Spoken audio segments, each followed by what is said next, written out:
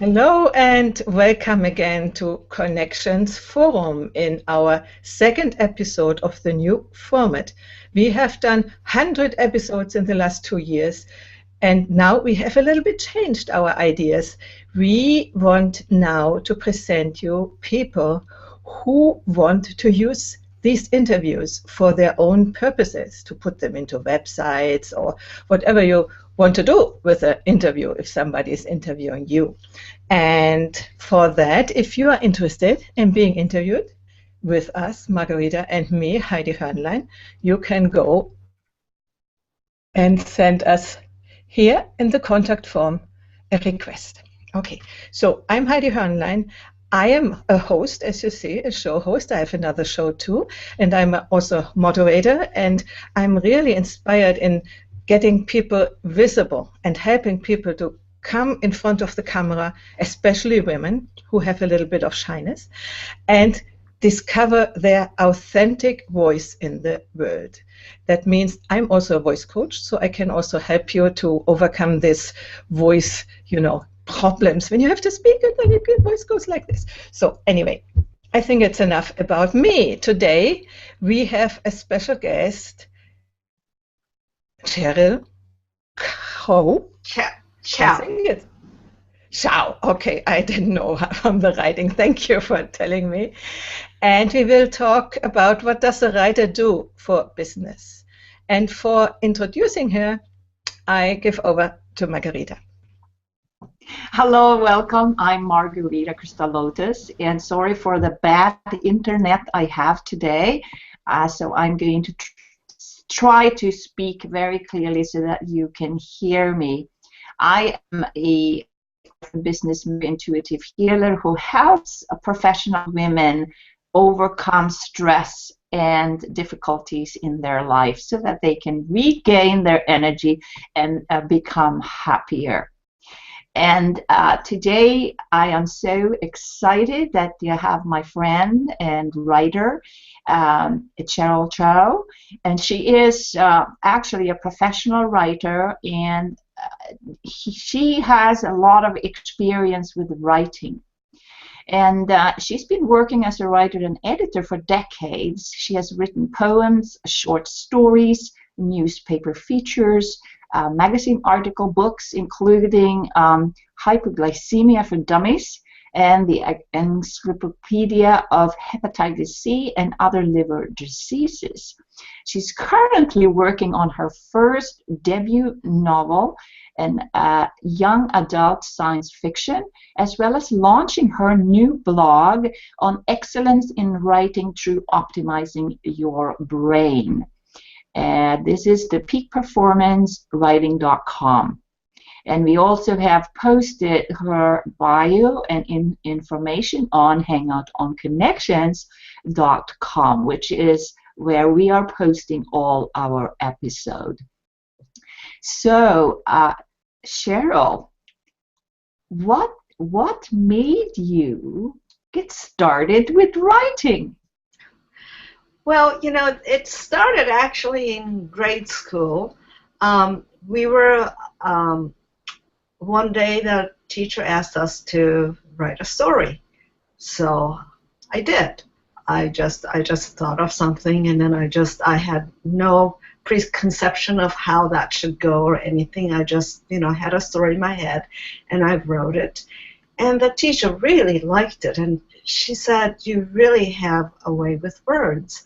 And this was like in third grade or something. And I in Japan. I was born and raised in Japan, so I had actually just started learning English in from the first grade in the American school, and so therefore my vocabulary wasn't actually up to what my classmates were, but somehow she just thought the way that I used words, and I didn't really make mistakes in grammar even back then. I was actually pretty good with everything. I was always a good speller as well. But what she really felt was that I had so much feelings in the words, and the way I told the story was beautiful. So then, because of her encouragement, just thought, oh, well, this is really neat. And then I started writing stories. And what I really liked to do when I was a child was also, I would just, in bedtime, when I went to bed, I would just, dream up all sorts of stories with, characters and I would have a whole series of them in my head. And I wrote my first science fiction novel, well, actually maybe very long short story in 5th grade. And I still remember, the excitement. And so that's how I got started. Yeah, I mean, you are phenomenal, and I have seen some of your blog posts too, and some of your writing on this new novel. It's quite exciting, and I'm hoping you're going to finish it because I want to read it. Thank you, thank you so much. So, what kind of stories do you usually like to write about? I usually like to write something that's like science fiction, fantasy, also what you might call magical realism. That's where the story is set in kind of a realistic world, and yet things that are a little different, maybe magical, happens that don't usually happen in our own real life. Mm. I have a question. You were introduced having written books on medical subjects. How come? Do you have a background in medicine? No, I have a real passion for health and fitness, and I'm always researching and reading about health. And actually, the books were co-authored with my older brother, who is a medical doctor. And so basically, what we did was I did all the research and all the writing, and then he vetted, what I wrote, and then put his name on it, and that was, that was it. But my brother, it's very funny. My brother cannot write to save his life, but he's very bright, and he's well, obviously he's very good at the medical side of things. But so I'm the writer in the family. Yeah, splendid cooperation. So I know you do writing for others too. Do you want to talk about that, like ghostwriting? Yes, I've done that, a little bit. It's not my, mainstay, and mainly because if you have to write a book, it's very time consuming. It's it's a big project, and but it's what happens is people come to you, they either cannot write or they don't have the time to write, or maybe both, and they give you their ideas, their materials, and then you sit down with them and see what it is they want to say in the book, what the book is about, of course, and then basically then I just write it for them. That's exciting, isn't it? To have somebody who could actually write, even though, I mean, I should have known you a long time ago. Yes, and celebrities do this, all the time. When you see books by celebrities, they don't have the time to write, and most of them don't know how to write. Seriously. So they just hire a ghostwriter, and then they put the names on the books, and then that's it. And because they're celebrities, they usually become bestsellers.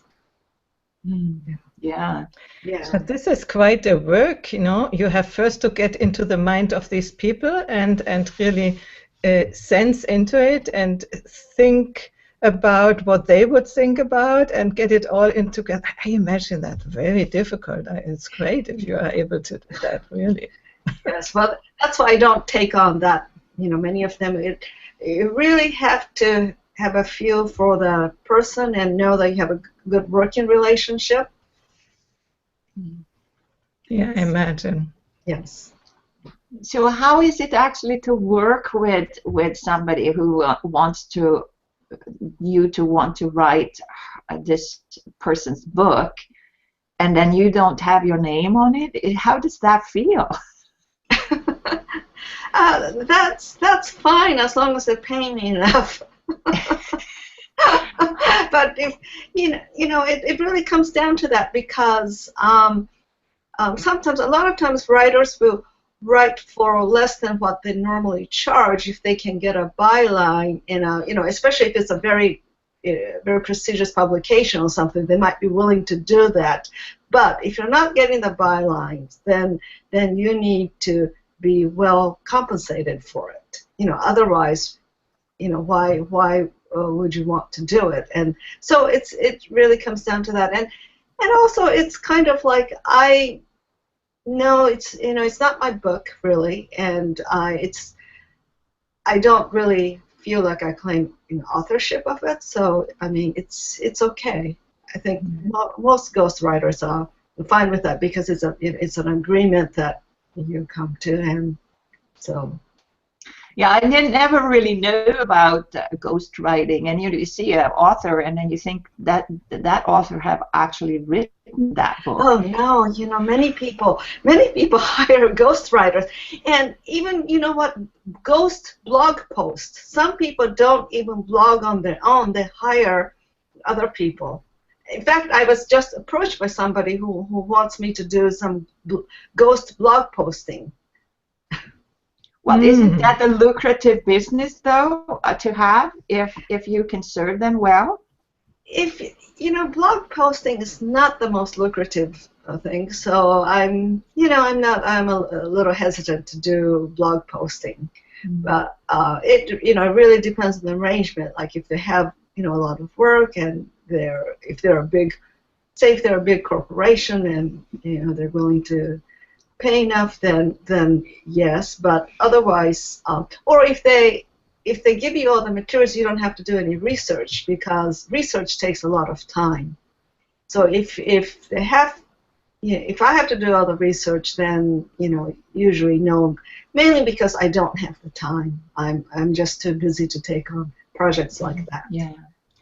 Yeah, you must be I see that you are also an editor. Yes. So do you edit your own books, and do you edit other books, and how does that work?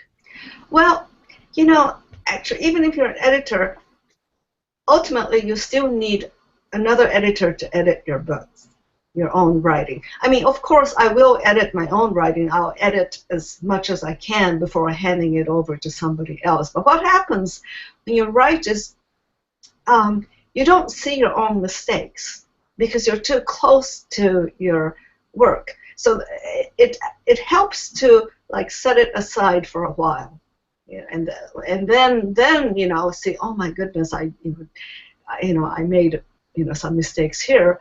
What also an interesting thing that happens too is I type when I write, and I'm a pretty fast typist. In fact, I'm a very fast typist, and sometimes what happens is what's in my head doesn't actually make it up onto the screen. I think that I typed it, but it's not there. So then when I go back and read it, I'm going, oh, this is, something is missing here. So, that's why you need to sort of set it aside, and then you read it later. Then you can edit your own works. And yes, you can edit, pretty well, but no matter how good a writer is, at the very end, you still need to have somebody else edit your work. And then so therefore I edit other people's works. Yeah, it's a very good strategy because one becomes blind to one's own text. Oh, of course. And you don't see it. You don't see it, yeah. Yes, of course. And then also for people who need, editing work, the one thing to remember too is that I have to still retain their voice. You can edit so much that you totally change the person's voice or style. You don't want to do that. You still want to respect and preserve that person's voice and style, but make it better. But that is a real skill, I think, to to be a great ghostwriter, I'm sure that you are overwhelmed with offers because you're always busy. So if people have written a book, they then come to you as an editor and ask you to edit the book. So you have quite a bit of an experience of how people write and also of the mistakes they are making. So could you talk a little bit about the main mistakes like beginners like me probably would do? Okay. Well, it depends on whether it's fiction or nonfiction, the kinds of mistakes people make. I mean, I think a lot of times when people try to write, they try to make it very complex, and they think they're using big words and long sentences the way to go, and it's not. Again, it depends on who you're writing for. If you're writing academic papers, yes, you actually need to use lots of big words and very convoluted sentences, because that's the way people write. And if you didn't write like that, they would probably think you're not authentic. But if you're writing, say, you're writing for a mass audience or something, then you need to be as simple and clear as possible. You need to really simplify. This is something people don't get. You have to simplify. And so that's one of the big mistakes I think people make. Also, that they're just not clear enough. Like, you need to think, okay, what is your subject? Who is the audience? You have to think of your reader, not just yourself. You have to understand, just because you know it and it's in your head doesn't mean that it's in the reader's head. And you need to convey, you need to communicate really clearly your ideas.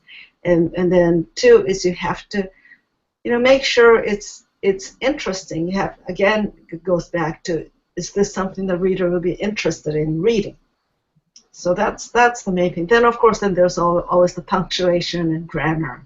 And people have, and word choice. There are some words that people are always getting confused.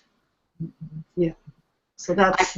I've received beautiful edits from you on my writing, and I'm very grateful for that. And like, it's punctuation all over the place, right? And then words and long sentences. I'm the guilty party.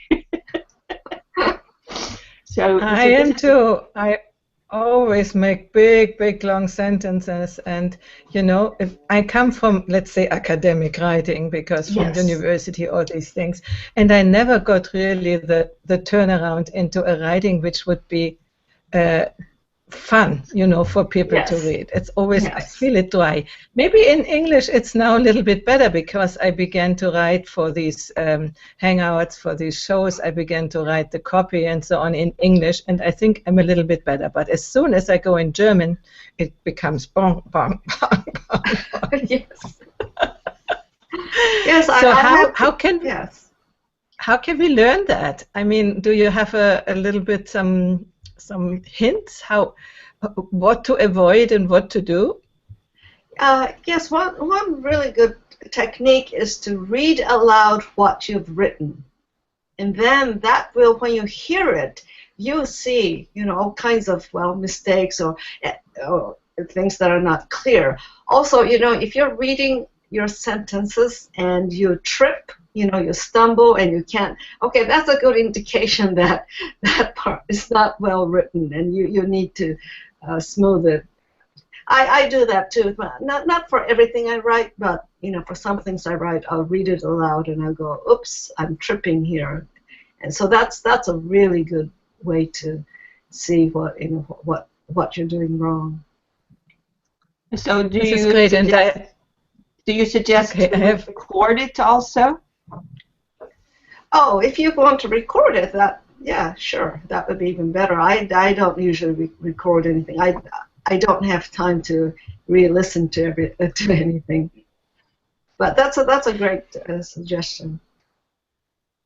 I wanted to ask another thing. Margarita and me, we are both not native English speakers, yeah? And sometimes we use the language a little bit strange. And I have an American husband, so the worst thing he is telling me. But would you leave these little oddnesses we are writing? Does it give an ingredient, or should we be really correct English when we publish a book? Oh, that's a great question. Sometimes, you know, these little odd phrases and word choices can be actually quite interesting, quite charming, and work in some, because I have read, you know, things written by non-native speakers, like, and sometimes they come up with something that's really quite delightful. In that case, you can leave them in. So it's a judgment call. I would say that for things that are, you know, real mistakes, and that would say stop a reader and you know, kick them out of the story or the book or whatever. They might go, what is this? Okay, then you need to change that. But if there's just, you know, little things that just say, you know, add spice, that's good. You can leave those in. And again, you need to you have to have a sense of what works and what doesn't. Yeah, and that's what we need an editor for, because I'm at a loss. I wouldn't know, you know. How is it for you, Margarita? Yeah, like there is also different kinds of editing, right? Yes. There's the punctuation, and then there is the development and character development. Right. Can you talk about that a little bit? Well, yes, there's the line editing, which is just like smoothing out punctuation and spelling mistakes and obvious mistakes in, you know, word choice, but you don't do more than that. Then something that's more like substantive editing, that's where you take the person's sentences, the words they use, and really tweak a lot, you know, transform them.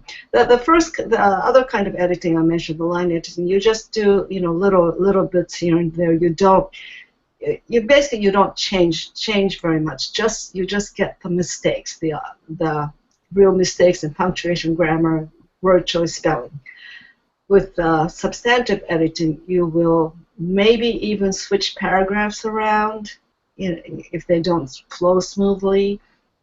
Sentences, of course, sentences get shortened or maybe lengthened, you know, depending on things. So that will really change a lot. And if you ever get that, it may be frightening because you see everything in red, you know, and you go, oh my goodness, what happened here? Because I've had that when I wrote you know, books. Of course, there are like several different editors to go through that, and they would, you know, change things, and especially the one for the dummies, because they really wanted to simplify. So they changed everything, and they made all my sentences much shorter. The word choice is much simpler, you know, really. And I was going, oh my goodness, I guess this really is for dummies. I shouldn't say. Yeah, it's important to have a knowledge of who's going to read the book, because then you can adjust the language to that. Yes. But I think you're very right about simplifying and have short sentences. Mm-hmm. I mean, there is the attention span these days. People have a shorter attention span than a goldfish. Like 8 seconds. So we have to have engagement with each sentence. Yes, you do. So how do you tie those sentences in so that it is going smoothly, so that you read the whole chapter or the whole book? Well, you have in school they teach you about topic sentences, which, you know, I don't like to talk about topic sentences, but this is nonfiction. Then you have each chapter would, you know, of course, have a focus, you know, what the topic is. Then for each paragraph, you have just one idea. You don't throw in many different ideas. I've seen writers do that. That doesn't work. Just keep it simple. Keep it to one idea. Develop that idea. So you have the first sentence is the topic set that's kind of indicate to the reader what this paragraph is going to be about. Then you go from there. Then the next paragraph kind of you will have another idea.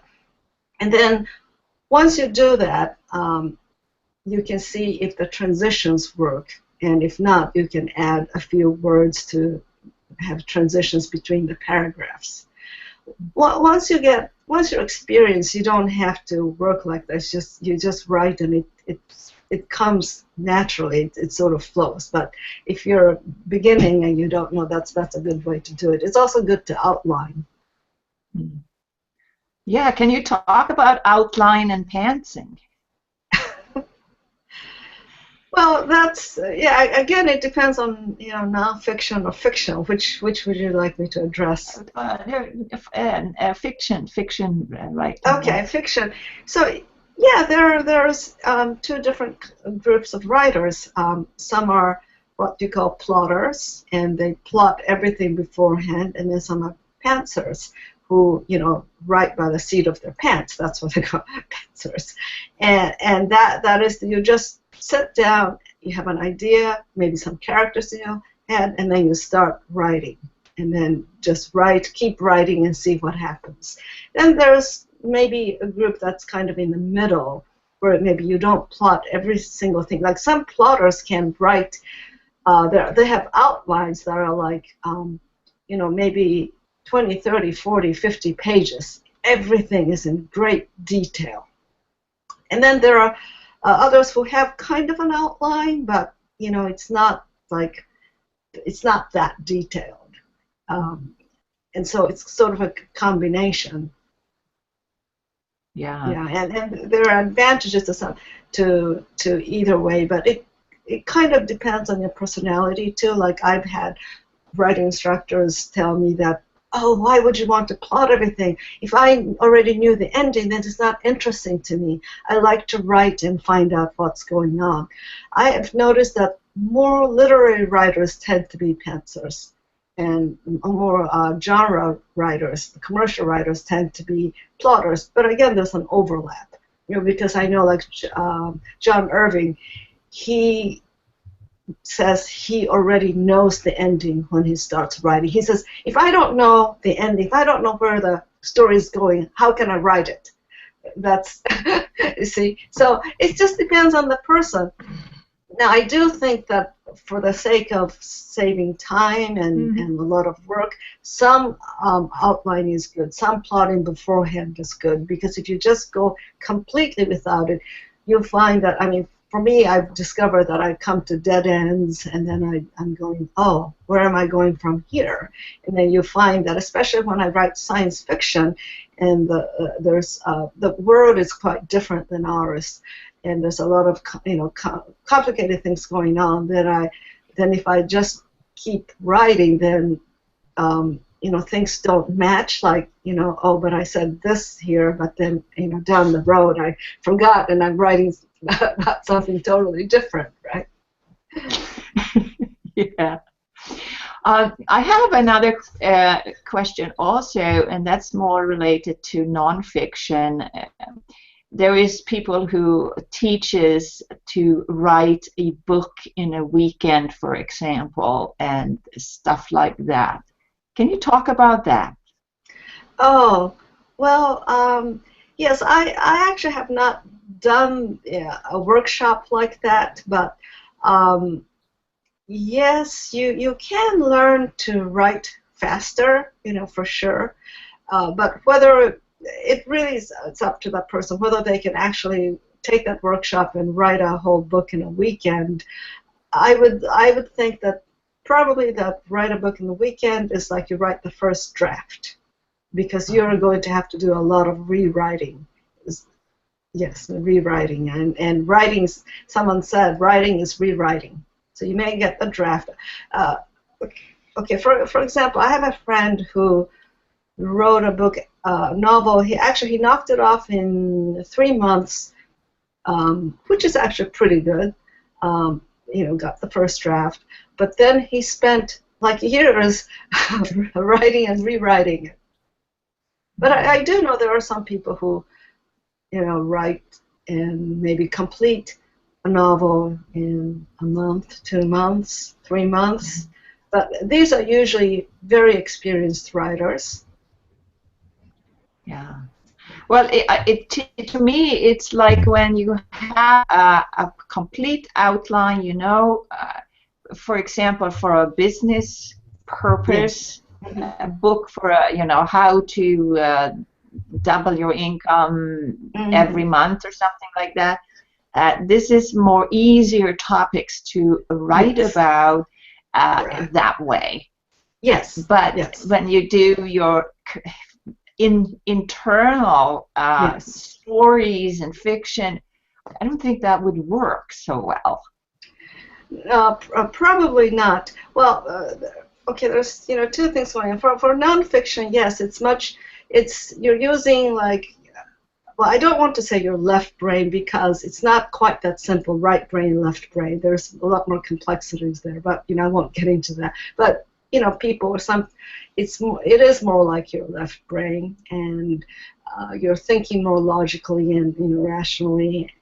Hopefully, especially for a business book, I hope you're thinking rationally, and so you make the outline, and you can write. Yes, you probably can write something in like a weekend, depending on how long it is and the complexity of the subject, of course.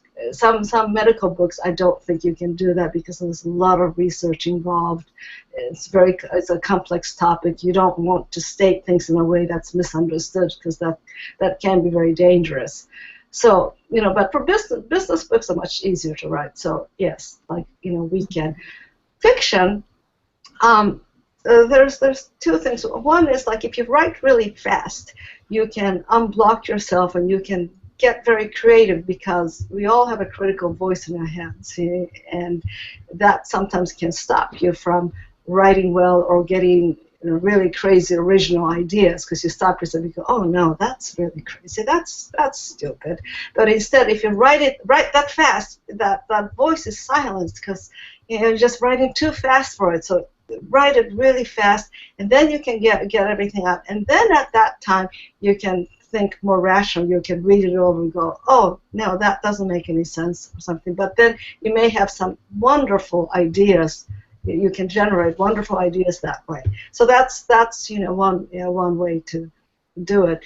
The other things for me, if I write that fast, sometimes I don't know things. I don't actually get some of the deeper connections. What I like to do is I really like to marinate my ideas and let them really have time to really grow, cultivate the ideas. So doing something quite that fast, I think as a way to maybe generate ideas would be great. Yeah. Well, it's so juicy when you can actually read something that an author has written with the heart and mind and confidence, and it's just falling off the page and into your brain, and you don't really see the letters, you see the images really inside, and then you're engaging in the story, and it's like, wow, it's like Dan Brown's latest book, the Da Vinci Code, right? Yeah. Yes. Yeah, something like that. Mm-hmm. So how can one actually? So can you do something like this for somebody in that style? Do you mean can I write yeah, like being this engaging? I mean, I know you're writing, so I know about it, but I want to hear what you have to say about it. I mean, of course, I try to be as engaging as possible, and I can't say that I can write like Dan Brown because obviously he's a mega bestseller. Yeah, but you have also a different topic which is unique to you, and the thing about that style of writing, or Steven Spielberg or something like that, I prefer reading something that is intriguing my mind, and not too much violence in there, and that's what I like. But that's just me, right? Right. And when I read your writing, you really tickle my fancies there, with the character you've created. So I really am looking forward to see some more of that writing. Oh, when is it coming? I'm still working on it. Yeah. Yeah, I'm not writing it in a weekend, I'm afraid. No. I would like to ask a question. I'm definitely not writing books, but maybe blog posts. And I have the experience, I have to have an idea, and then I sit down and write it all away. And later, when I want to edit it, I can't. I have to write it again. I cannot just switch some sentences or something. It is coming like a flow when I write it. And then when I put in other sentences, they don't fit in some way. So I wonder what you can say about that, how to do it better. I mean, how to, I don't know what I'm asking. Yeah, I've never heard that before, that someone cannot change some sentence or other. I mean, obviously, if you give I it can. Yes. I can, but it feels strange. It doesn't feel anymore like it was before. Before it was a flow, you know, and then I put these other sentences in, and then for me it sounds awkward. I don't know. Maybe I'm too much fixed on the first version. This can be. Well, maybe if you're writing and the flow, it could be that it's good as it is, and all you need is light editing just to get. Because if you're writing in the flow, you're obviously going to make some mistakes. It happens to everybody. So you just get the punctuation and the spelling and whatever. Fix the mistakes, and you may not really have to change anything. Maybe it is the way it is, and if you want to revisit it again, maybe you do need a different version. Yeah, that's what I need to do, because otherwise it feels strange. Maybe for another person, and there comes your job, and maybe they wouldn't see it and wouldn't feel it. But for myself, it feels strange. Yes, I mean, one thing you might do is see if you can get somebody to edit that, and then read the edited version and see how you feel. Does that feel better to you, or how? And then by doing that, if the editor is good and you like the edited version, then maybe from reading that you can learn how to make those changes yourself in the future. Thank you. Very appreciated. We had another question here, and that was, what is the difference between ghostwriting and a book proposal? Oh, well, the two are totally different. Ghostwriting, of course, is writing for somebody else, and then writing and not just writing for somebody else, but writing as somebody else. And then a book proposal is something you need to write to give to a publisher to see if they're interested in taking your book. So you say. Okay, say you're ghostwriting for somebody and that person wants it to be actually published by a traditional publisher. Then you probably have to do the book proposal for them and then take it to a publisher and see if they will accept it. And same thing for your own book. Again, this is for nonfiction. You don't need a book proposal for fiction, but for nonfiction, yes. So, and that consists of like a book outline for the entire book, and one sample chapter. And as well as if you're trying to sell it to a publisher, then you need to tell them how you're going to market the book, tell them what books are similar in your field, and what basically what your competition is and how your book is different and better. That's what they want to hear. I'm going to contact you for my book proposal.